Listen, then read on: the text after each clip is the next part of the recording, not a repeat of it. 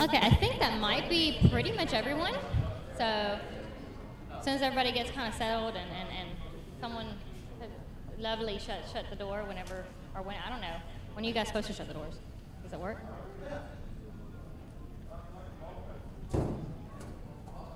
Well, that's fine.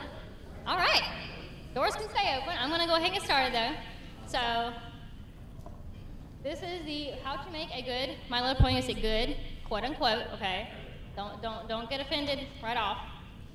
So, now I'm Equine Palette, Elizabeth, if you want to call me that. Some of you may know me from the plush making world, or I have a little bit of an art scene, not really. But yeah, so that's who I am. So, go ahead and get started. So, yeah, this is me. That is my OC. It's my pony Tona specifically.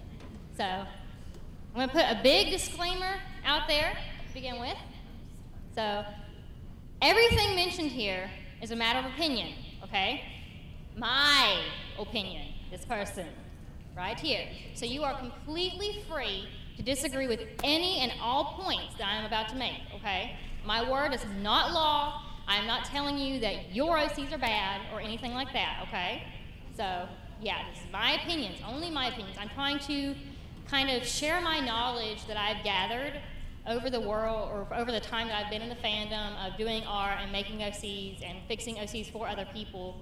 So hopefully you guys can kind of learn from what I have learned. So, a few notes about pony sonas specifically, not just OCs. All pony sonas are OCs, but not OCs are pony sonas. So what I'm about to discuss is basically encompassing OCs in general. It's not necessarily limited to pony sonas as well, because pony sonas can kind of bend and break these rules a little bit. You can follow anything that I'm about to say or apply any of the tips and tricks that I'm going to share with you to pony sonas, but it is not necessary because, like I said, they can break some of the rules. Because the number one thing to remember is, if I can read my own thing, okay, if you think it represents you, it is a good pony sona. It doesn't matter what it looks like. If you are happy with it and you think that it encompasses you, that's really good. So I have learned that people tend to think of pony sonas in about 3 different ways. One, it is you as a pony. The end, done. That's kind of how I see my pony sona. It's almost odd to refer to her in the third person because it's me. So her experiences are my experiences. She doesn't live in Ponyville or anything. I don't live in Ponyville. I kind of live in any town USA, but I don't live in Equestria. I don't do anything ponies do, so that's how I view my OC. It's me as a pony sona, so anything that I were to draw of her or write of her would be kind of themed around something that I went through. Like I drew a picture of my wedding ceremony, I drew a picture of my husband proposing to me, that sort of thing, but it was all, the background was exactly where we did things, so it's because it's me as a pony sona, it's not anywhere in Equestria. The second way some people see it is who you would be if you were in Equestria. So for example, my day job is a paramedic. So maybe my pony will be a paramedic pony with doing some little art on the side or whatever.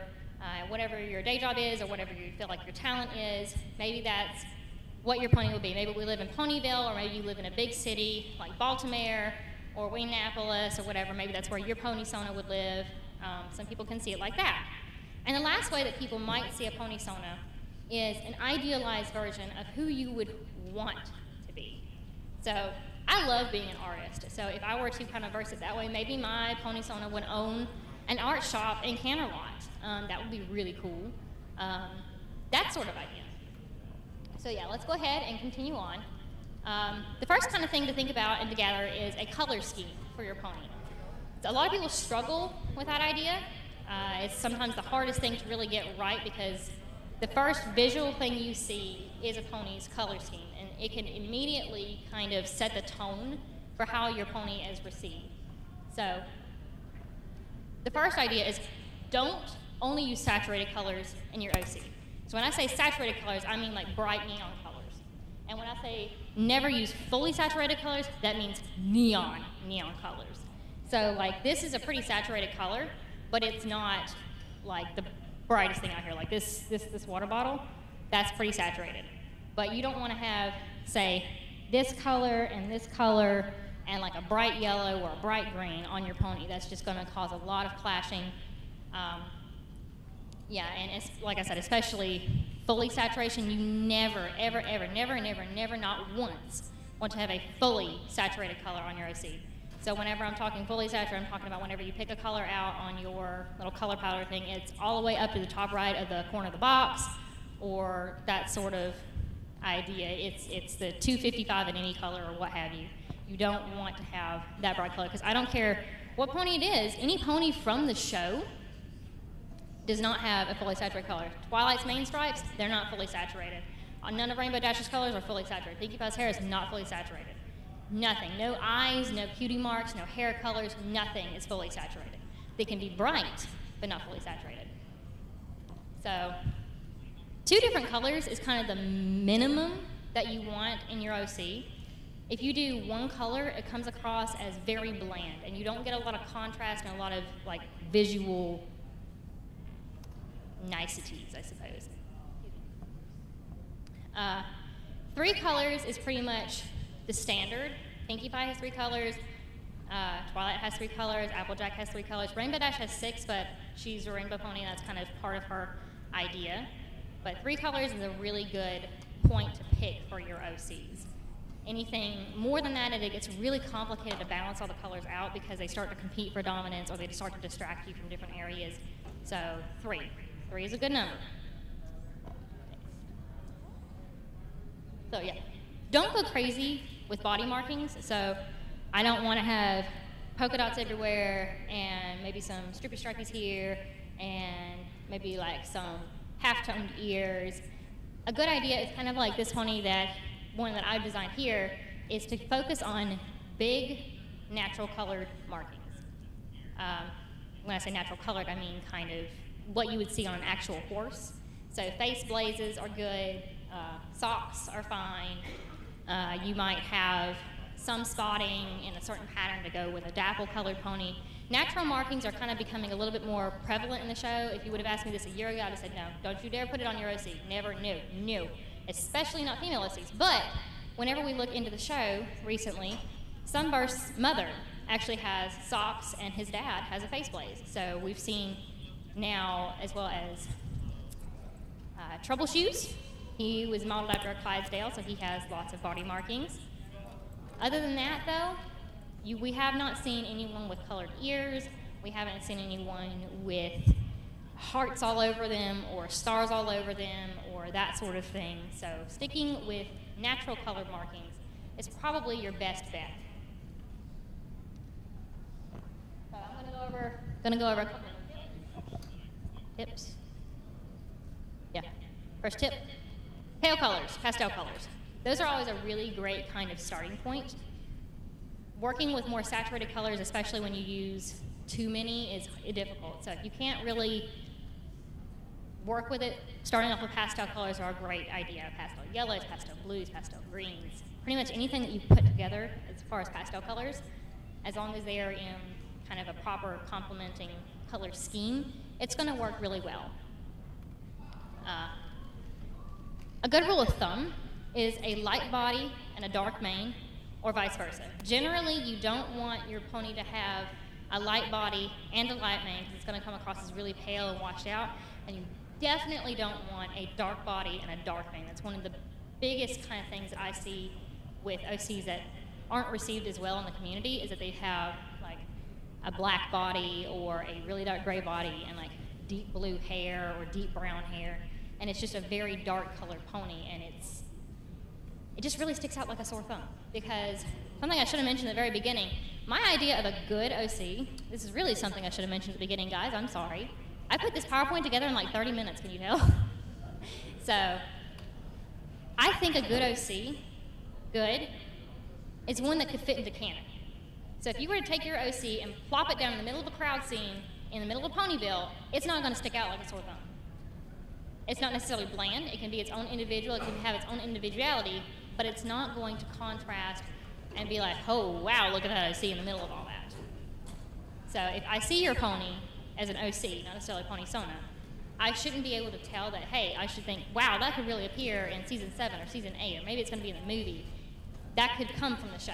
that's what I kind of want to impart to you guys. That's where I'm going with all of this. Sorry, I inserted that in the middle of my panel instead of the beginning. So let's continue. So, what's that one? Color harmonies. So most people know about complementary colors. You have red and purples, and I'm pulling a blank on pretty much anything else right now because I'm scatterbrained. But most people don't know about analogous colors, which are kind of like if you see in my pony, analogous colors in her mane, the blues, the greens, the yellows. If you pick 3 that are close together, that's called an analogous color. Triad colors are at 3 different points on the color wheel. It's not quaternary, I can't remember what it's called, but it's 4 different points on the color wheel. If you look at a color wheel and you can pick those colors out, those can sometimes be the easiest and quickest trick to find a great color scheme for your pony. That's how a lot of color scheme generators work, is to do color schemes. So another way to look at things is to gather inspiration from the world around you. Nature is a really great place to start. Flowers have gorgeous colors, and I've looked at flowers more than once to say, wow, that's a really pretty color scheme. Or you just kind of look around in real life. If there's a nice color scheme out there, chances are it's already been done. I mean, if you were to put like this room's color on a pony, this green, this blue, this green, this yellow, this kind of like muted gray color, it would look kind of bland, but at the same time, it's still a really nice place to start. And especially with little pops of red and everything, you could easily make a pony from just this room alone. So you can look at a pair of socks, you can look at some sort of water bottle. I mean, look at this, the blue, the green, white, yellows, I mean, that sort of thing. Look around you, and a lot of times you can find inspiration for a good color scheme.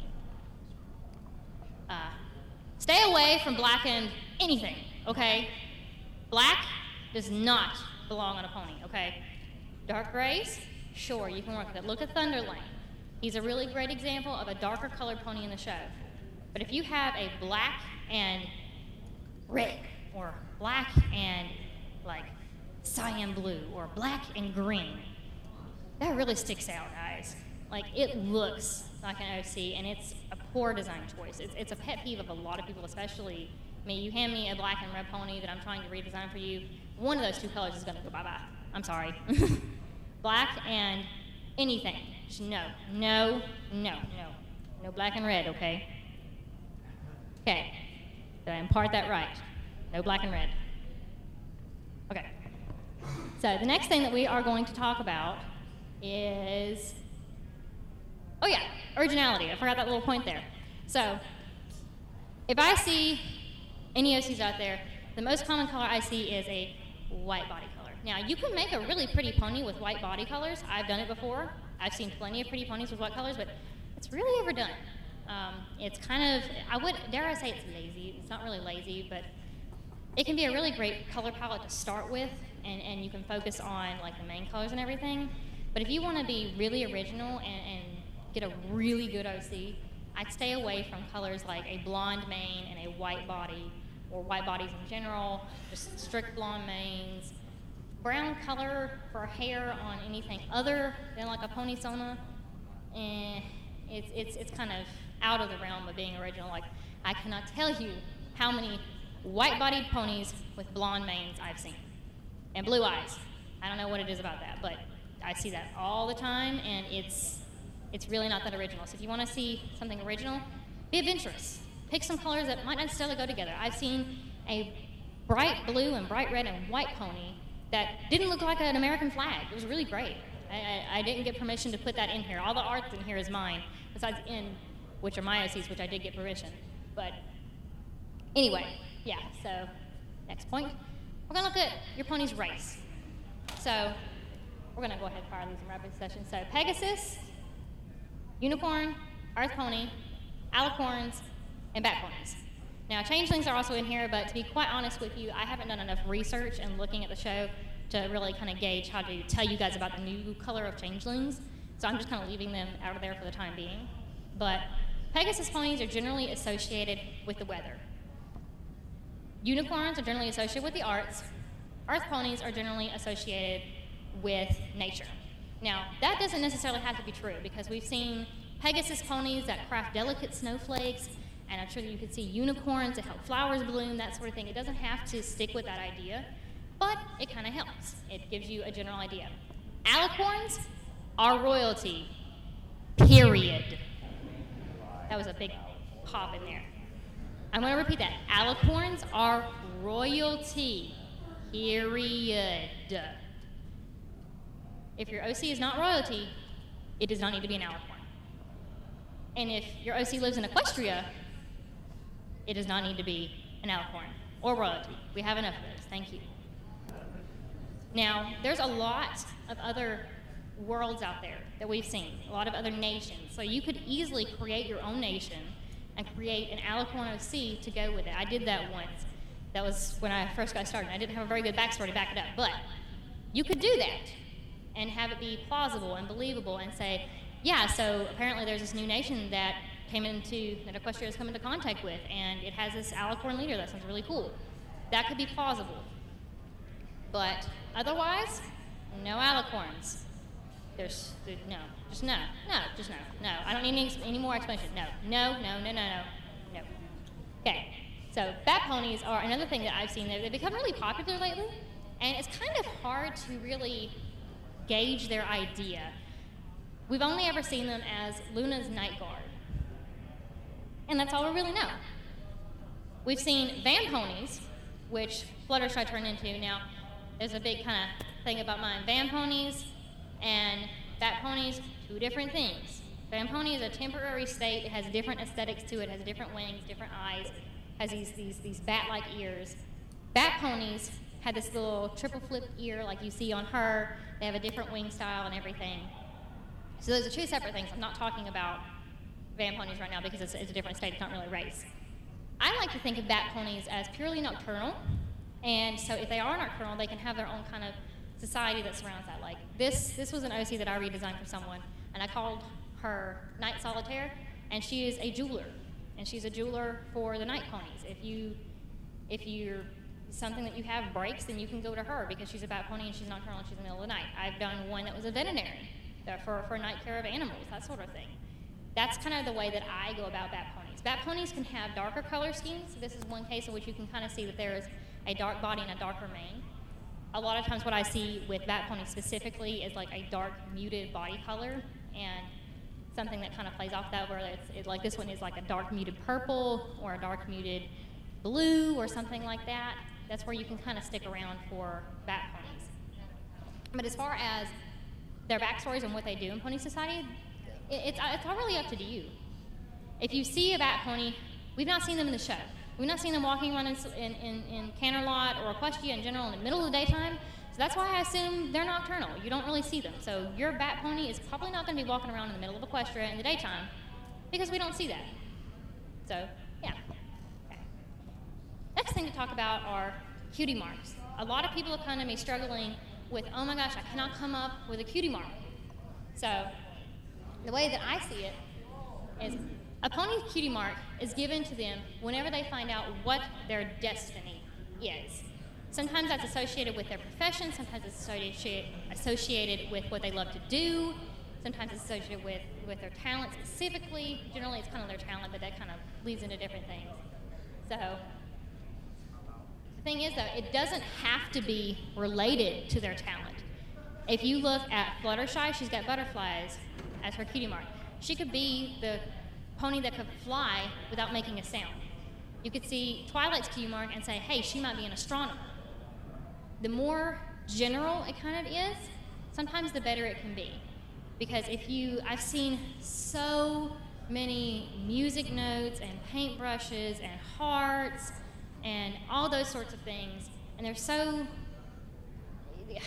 tubas on a pony that plays a tuba. I've seen so many things like that. It can be general. It doesn't have to be super specific. So, yeah, keep it stupid simple. That's the biggest idea about the overall design of it. The best way that I can kind of portray it to you is if you were to go to an artist and hand them your OC to draw, if they have to redraw your cutie mark, you want it to be easier for them. So you want it to be as easy as possible for them. If you have a happy, sad drama face with music notes in the background and a mic cord curled around it, that's way too much. It's just too much, especially for coming from like a plush artist. I have to like digitize those cutie marks and do them in thread, and especially if I have to do them this big, I don't want to have to do 100 little tiny elements. It's not going to come out nice. It's a bad idea. So keep it simple. Not too many elements, not too crazy, not too frilly, not too many thin little lines, not too complex. If you're viewing a pony on a screen this big, you should be able to tell what the cutie mark is in general.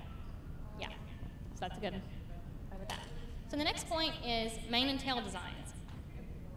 This is something new that I've kind of added to my repertoire of talking.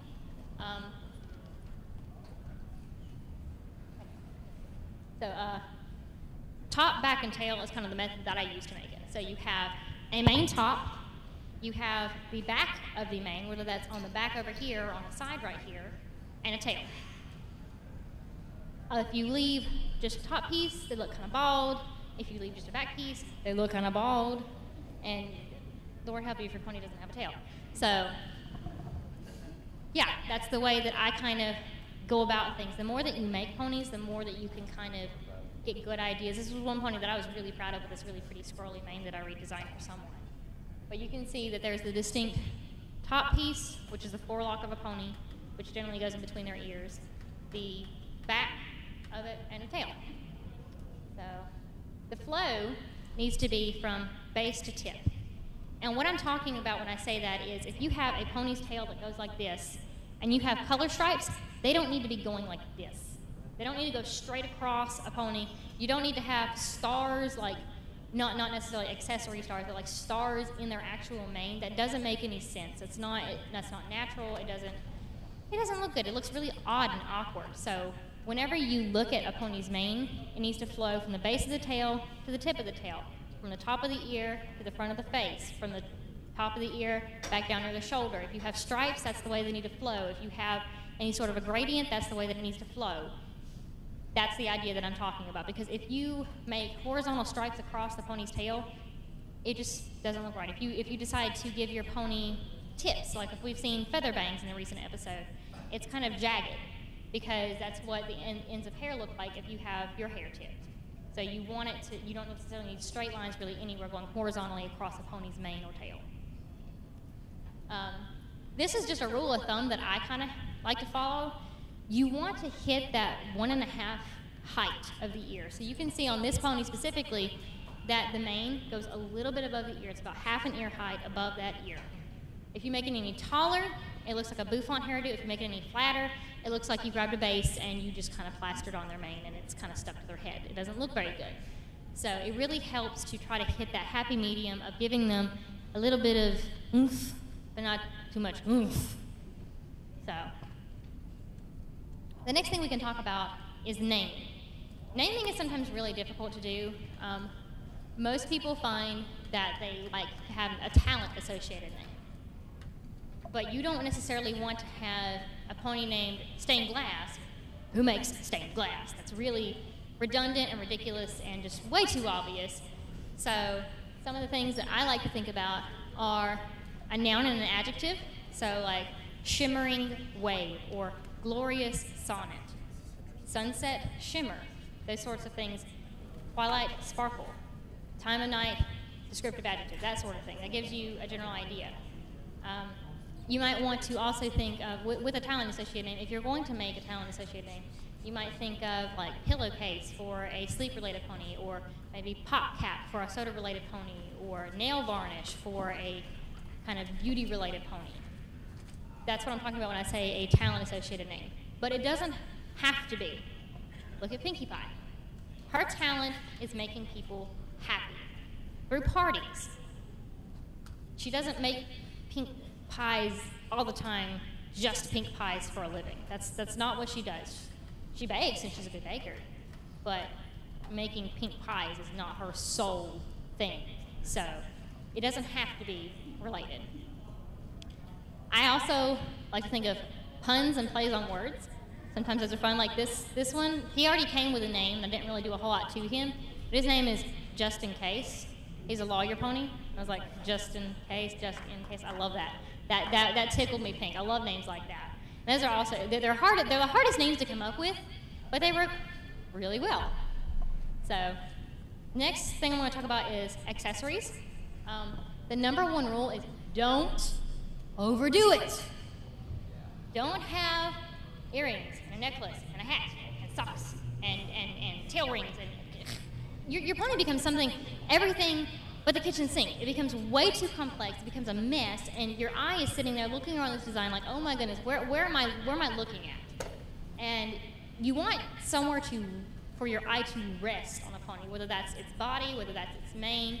You just don't want stuff absolutely everywhere. You want your complexity to be kind of concentrated in certain areas and lead your eye around the piece. It's kind of an art design principle that you don't want it to not know where to look, and if it's so busy that you don't have anywhere to rest your eyes, that makes your eyes tired. It makes it something not pleasant to look at. So you want your complexity to be concentrated in certain areas, not all over.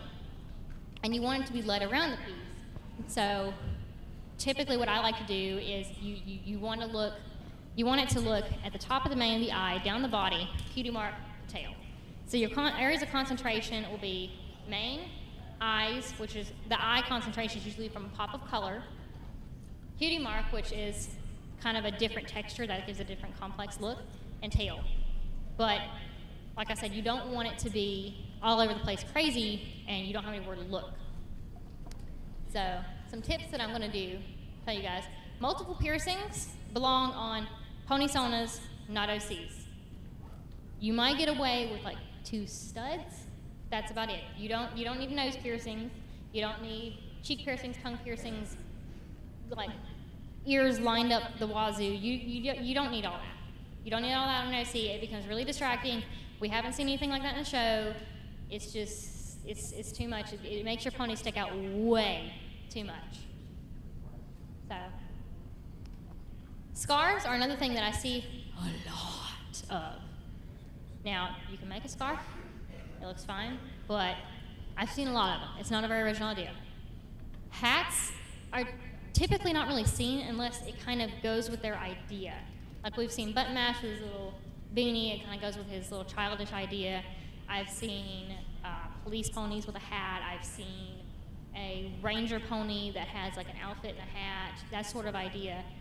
But in general, hats only go with a pony when it relates to their idea. So a hard hat for like a construction pony, but if your pony is walking out wearing a Tribbley, that kind of looks like a pony sona, not an OC. So socks are a thing, but don't put them on your regular pony unless it's a sock related pony, which I've seen.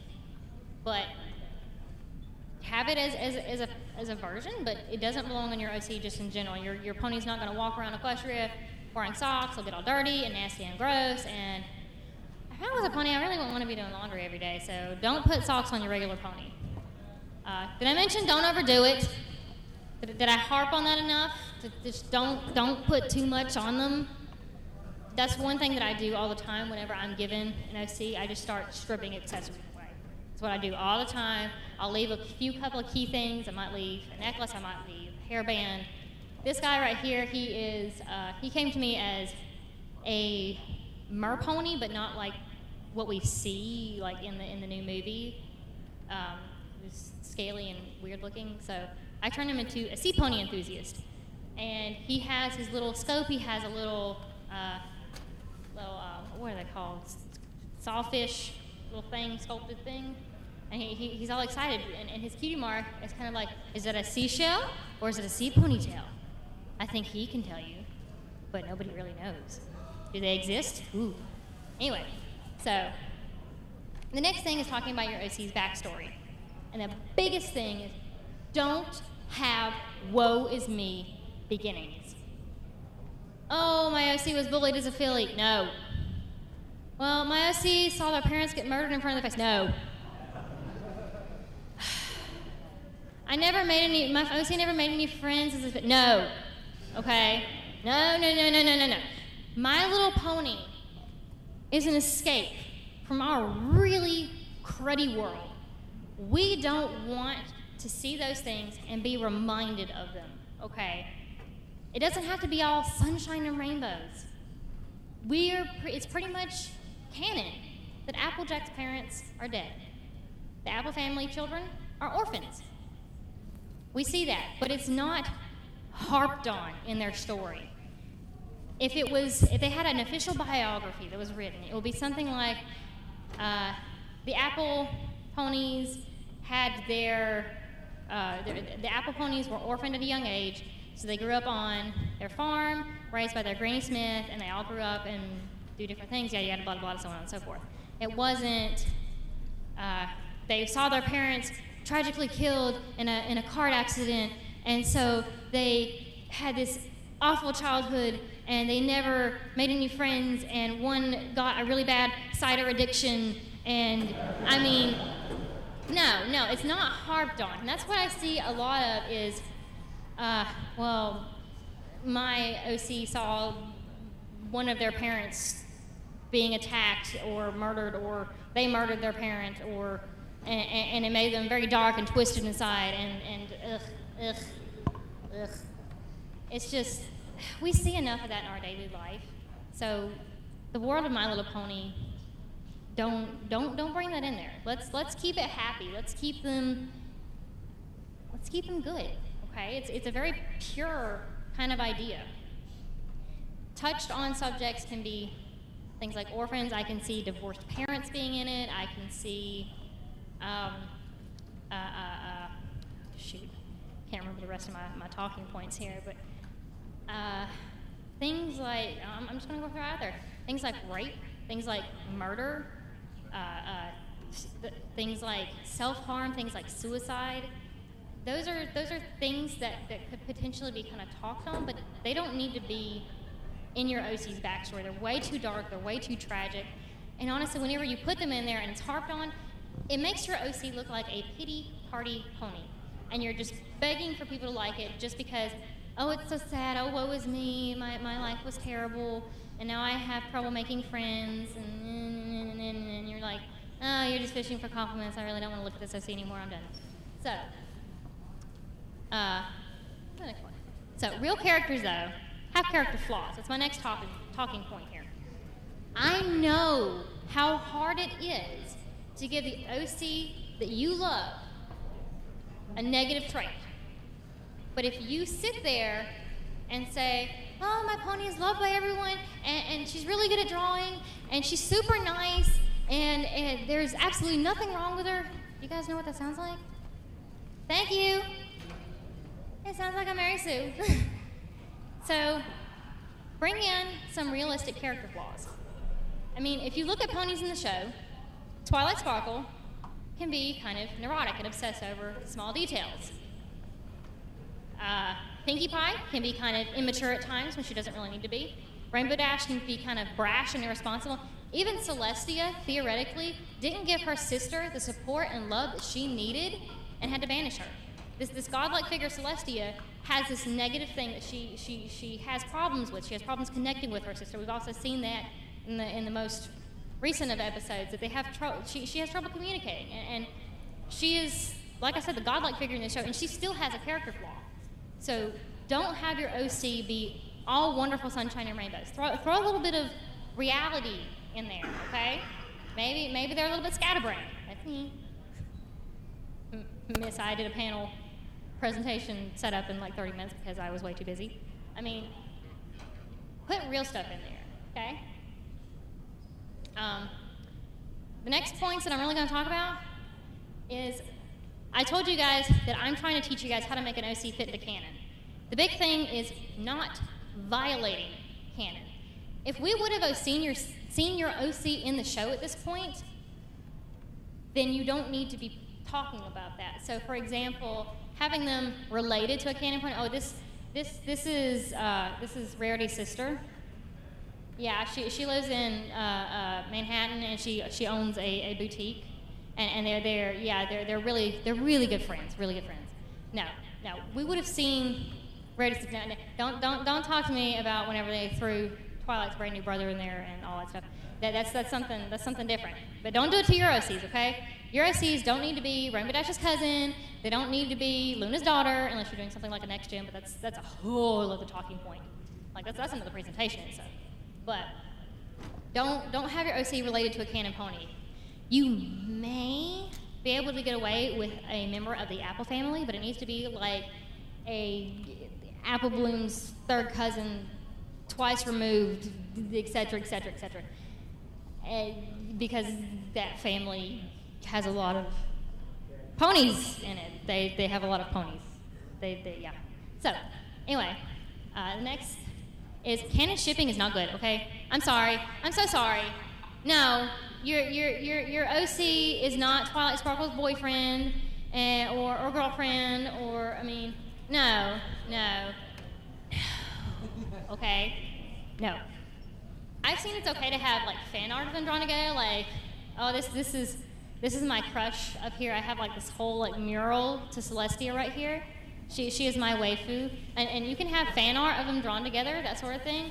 But don't put it in your OC's canon story that they have a relationship with Fluttershy, or something like that. Just don't do it.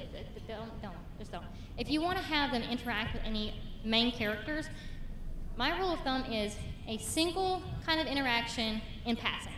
Now, the one real exception that I found to it is kind of like Luna, because she walks into people's dreams and she's known to help ponies that she doesn't really interact with. So if your pony has trouble and Luna visited her in his or her dream to kind of help her through something, that's something totally different. But your pony is not Celestia's new mentor, or mentee rather. Don't. They're not Twilight Sparkle's best friend. They're not Luna's new apprentice, etc., etc. They're not like that. So, yeah. What was my next point? Main goal of creating a good backstory is to find your pony's niche in society. So, we've already got a fashion designer in Ponyville. We don't need another fashion designer in Ponyville. We've got, let's see, what else? We already have a princess, so we don't need another princess of Equestria. But you know what I haven't seen? I haven't seen a fire pony. I haven't seen, we've seen some spa ponies, but I haven't seen someone that's specifically dedicated to cutting hair. We have a little bit, I guess, but you kind of get where I'm coming from, that find something different in your OCs, where they could be. The most utterly important thing about any OC creation, okay, most important, if you remember nothing from this panel, remember this point. If you love your OC with all your heart, don't let anyone convince you that it is bad. That happened with my first OC. I took it to a forum. I'm not naming any specific ones, but I took it to a forum and it was ripped apart. And it was my first 6 months into the fandom, and it broke my heart. And I could never look at it the same way again. And I really hate that I can never have that love for that pony again. So don't let anybody convince you. I don't care if you have a black and red alicorn OC. I don't care. If you love it, okay? I don't care if you have a mature pony. I don't care what you have. If you love your OC, don't let anyone say that it's bad, okay? Okay. So, questions? I've seen a couple of good zebra OCs. Specifically, kind of like talking about zebras. The one zebra we've seen in the show has a pretty natural zebra pattern. So it kind of goes thinking that, you probably don't need to have a rainbow zebra. Maybe your zebra could be kind of blonde colored or something like that, but zebras, the one zebra we've seen is pretty natural looking. So whenever I've done zebras, I tend to stick with that natural color scheme. Okay, next.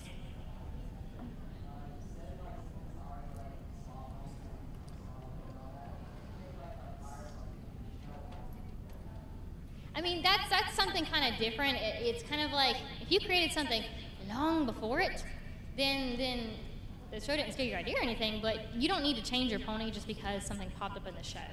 That say you made a masseuse pony before we see a masseuse pony, that doesn't necessarily mean that your OC isn't original anymore. It's just, you just kind of got to stick with the idea of like, hey, I thought of that first. I feel good about myself.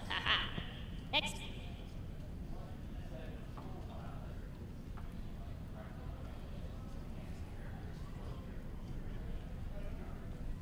something like Canterlot Guard, something like Army, that's a little bit different. Even like, if you were to, like, for example, if you were to make another spa pony, theoretically there's spas in Canterlot, there's spas in Manhattan, you can have that sort of thing, but the idea is to not kind of do too many of one thing unless there are a lot of things like guard ponies. There's plenty of guard ponies. Let's see, like, yeah. We have a captain of the Royal Guard, though, so don't make your pony captain of the Royal Guard because we already have that. But as far as like a soldier, sure, it's fine. Next.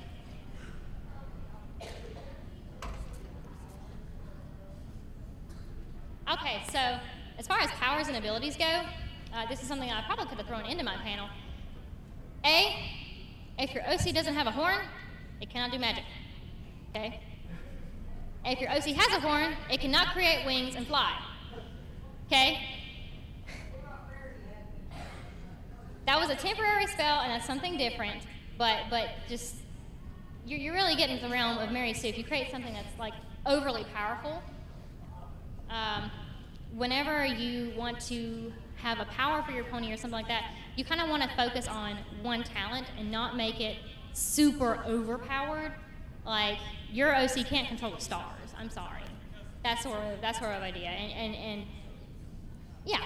So if your OC has like maybe your OC does have like a magical amulet, and they're an earth pony that they can use this amulet to help them make potions better or something. That's something different. But this little magical amulet can't turn them invisible and make them be able to take over Equestria or something, whatever. Right. Next. Yeah, that's something different. Okay. Back over here.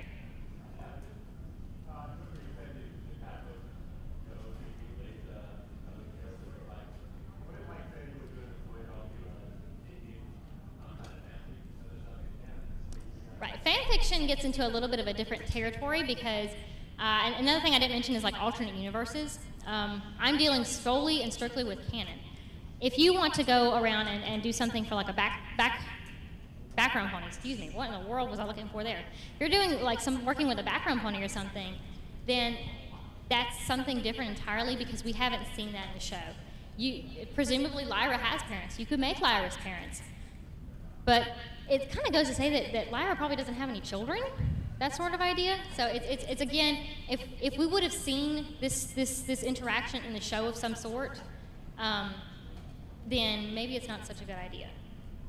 Lyra is an adult pony who walks around in Ponyville, but if her parents live in Canterlot, we might have never seen them.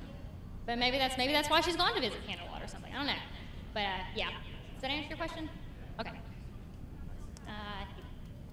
You. That's a good one. Griffin OCs, this is just kind of coming with all the fly. We have just seen a little bit of where they live and who they are. And now the idea is that maybe they're starting to spread and becoming a little bit less kind of haughty and full of themselves. But the only real good thing I can impart to you is look at the griffins in the show and kind of go along with those ideas. Your griffin's not going to have a horn. Your griffin's not going to have a cutie mark because they don't have cutie marks. We had a whole episode dedicated to that. I mean, that sort of idea. Your griffin is not going to have a jaguar tail. It's there. I mean, that'll be kind of getting into a different kind of territory, but that sort of idea. So yeah, let's go with the jacket in the back. You, yes, you. Yes. What are your thoughts on OC characters that are like cross, like Pegasus and regular cross, where you hurt yourself? Okay, I have a bit of pet peeve about hybrid ponies. I don't like hybrid ponies myself. When I'm given something, like I said, that mer pony that we haven't seen in the show, I tend to take that and turn it into something totally different. Like, I've been handed a werewolf pony before, a werepony, but it was like furry and was like that all the time. It wasn't like a temporary state change or something like that, which we've seen van ponies, so theoretically wereponies could exist, but at the time we hadn't anyway. So, I turned that pony into a wolf enthusiast. It was actually this little guy that had the moon cutie mark a couple of slides back. He was a full-blown wolf pony, wolf-dog hybrid thing, so I turned him into an enthusiast. I don't like hybrids, first of all, because my thoughts immediately go to, how was this pony created? who were his parents? I don't like this idea. So maybe I just have a really dirty mind. I don't know. But hybrids are a big pet peeve of mine. We haven't seen those in the show. Maybe you could have a mythical one, like maybe Kieran's exist in the show or something like that. As far as like a dragon pony hybrid, or like a cat pony or a turtle pony. I don't know. Just no. Just don't do that. Don't do that. Bad. Okay. Fluttershy, cosplay back there. You mentioned the whole thing of don't have the base Celestia as a new student. The one thing that we all saw with Sunset Shimmer was the position has existed in the past, apparently repeatedly, and there could be an unstated number of them running around. And that's true. You can look at it like that. But whenever you start saying, well, my pony was Celestia's apprentice, your pony is looking really, really special. And why is your pony so special? They're Celestia's OC. You're starting to get not necessarily into the overpowered, everybody loves my character story, but at the same time, you're creating something that is getting into a little bit snooty territory. Like, my pony is really special, guys. Like, so maybe you could create like a period idea that maybe it was 1,000 years ago with Celestia's first student. This is this fan fiction that you're coming up with, or that sort of thing. But really, whenever you start making your pony the mentee, it starts to look like a really kind of way too special for no reason at all pony. Make sense? Okay. Let's go with the one with all the badges. In relation to his question, it is possible to do that if you make the pony more realistic and flawed. Like you gave the example of Forelock was really OCD and had all there sometimes. That could be a good way to balance out if you want to do something like that. Sure, and I mean, I've had ponies that, or I've given them the backstory that they went to Celestia School for Gifted Unicorns because, hey, it's a whole school full of ponies. So there's going to be more than just a couple that we've seen. But yeah, so yeah, let's go with you. Yes, you.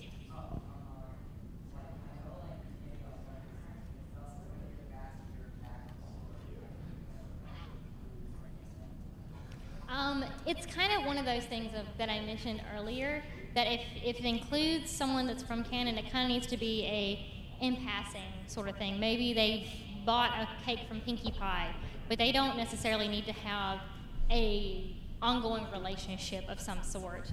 It doesn't need to be, I don't know, Fluttershy's best friend from flight school, because we've seen her go through all that. It's not that sort of thing. Let's go with you with the hand raised right there in the middle. Yes, you.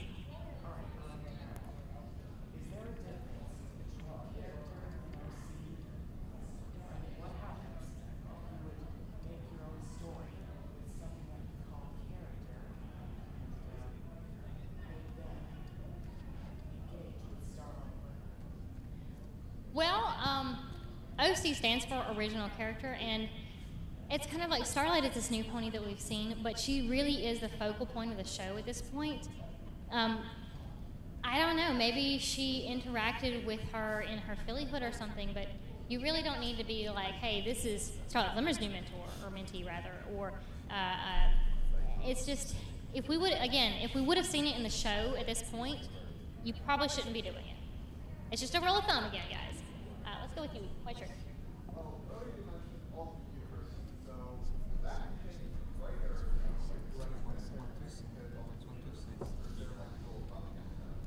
No, I mean, alternate universes are a totally separate thing. If like someone comes to me and says, hey, my pony is in this alternate timeline universe thing, I'm like, I don't deal with that, sorry. I'm just kind of like the canon expert. So if you want to create an alternate universe, that's up to you. You go on and do that. Make your universe, make 100 ponies in it. You.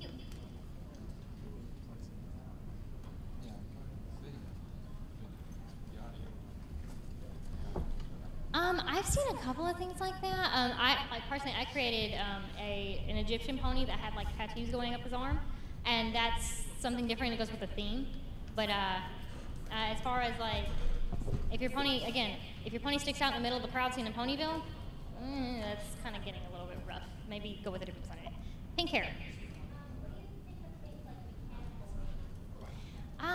See, with the honestly, dead serious, lovely invention of Pony Creator, it added this idea of these mechanical steampunk kind of wings ideas. You know, unless you're kind of going with a steampunk universe and an alternate universe, your pony doesn't need to create mechanical wings so they can fly. That's kind of getting overpowered. It's an Earth pony who can fly now, and you're getting way too overpowered with that idea. Go with the young lady in blue. Or young boy in blue. I'm sorry, I assumed gender. That's me. My bad. Villain OCs. See, I love villain OCs because I don't see a lot of them. So create something devious for me to look at. I love the idea. And especially, I don't know, I love ponies who are evil for the sake of it. If your pony ever becomes redeemed, let's not make it in a rainbow burst of light, though, because that's, I really wish we could go with a little bit more original redemption story than that now. But yeah, so, let's go with you in the front row.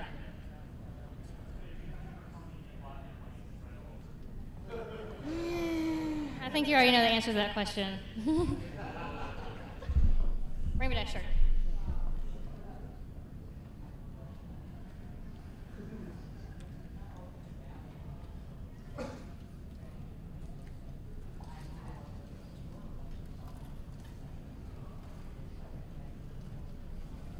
Oh yeah. So what I was mentioning earlier. Right, and I mean, once you do that, you're almost getting into like a next-gen idea, because I'm going to be blasphemous for a second. The show is starting to get kind of towards that point. We've seen people make their goals and everything, so I have a feeling that a next generation is coming.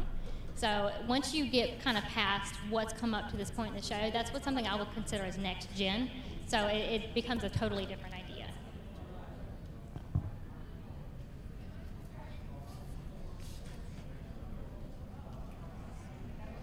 Yeah, see, I mean, and once you do future, it's almost like an alternative universe because it's so far in the future, that idea. Let's see, far in the back there. Trying to get to a lot of people, sorry. Instead of interacting mainly with the main six, since they're somewhat famous in their own universe, then you have a pony who imagines to be with the main six?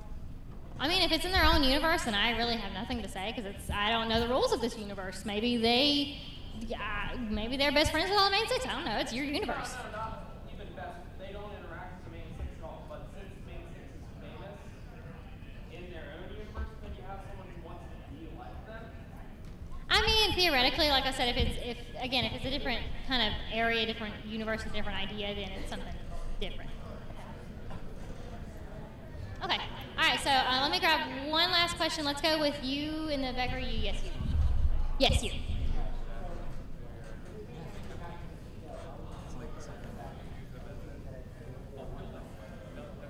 I'm sorry, repeat that one more time. I'm so sorry.